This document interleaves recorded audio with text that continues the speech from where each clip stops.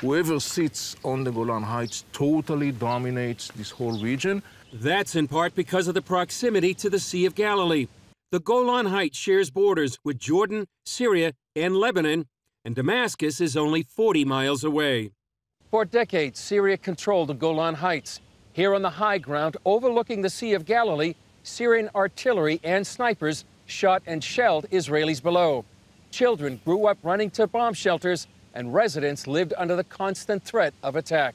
So all along the line of this cliff were Syrian bunkers and military posts and cannons and artilleries. The communities beneath the Golan Heights were totally at the mercies of the Syrians. Overlooking the Sea of Galilee, Middle East expert Avi Melamed told me why this ground is so important.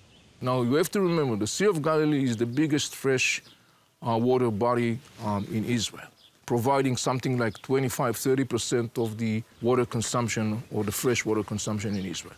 In 1948 until 1967, what happened was that the Syrians occupied some strategic areas. The major result of that was an enormously increasing pressure on Israel, mostly in the context of the water and the use of water. Israel faced a literal uphill battle against the Syrian army, a rocky slope that rose 1,700 feet from the Sea of Galilee. Israel captured the Golan Plateau during the last 2 days of the Six-Day War. We were afraid that Syria will come back. And again, they will shell the valley and try to take the water, to take the Jordan. We decided to make the first kibbutz in the Golan Heights. And just a month after the war, Yehuda Harel and his family joined the first Israelis moving here. We got a permission from the army to get inside the Golan Heights because it was a military area. And we got a job from them to collect cows that were wild in the area. They first lived in what had been housing for Syrian army officers. We are very near to Quneitra, about 100 meters from Quneitra, and we are near to the quarter that we used to live here for almost 5 years. This was the house that we, with another 3 families, lived in this house. Eventually, the community moved across the ridge and still farms near the border. Today, close to 50,000 people, more than 25,000 Israelis, and about 22,000 Druze live on the Golan Heights. It's known for its fresh fruit, like the grapes used in award-winning Israeli wines.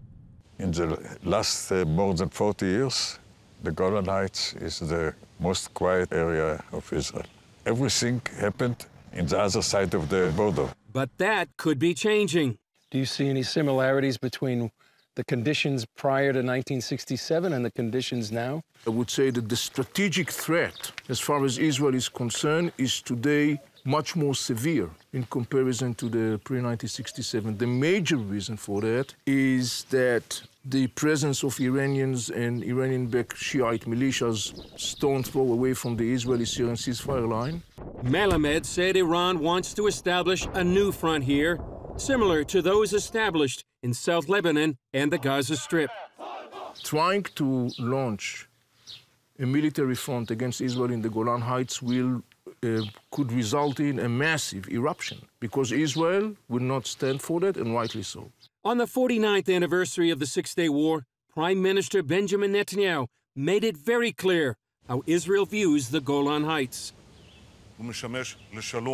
They are for peace. In the stormy region around us, Israel is the stabilizing factor. Israel is the solution, not the problem.